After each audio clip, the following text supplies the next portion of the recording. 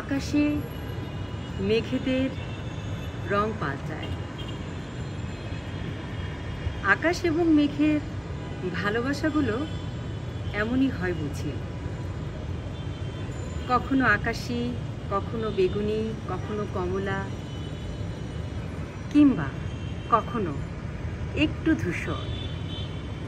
আকাশ এবং মেঘের এই ভালোবাসা ছড়িয়ে পড়ে পৃথিবী জুড়ে মানুষের মনে। আকাশ কখনো ক্ষুদ্র হবার শিক্ষা দেয় না।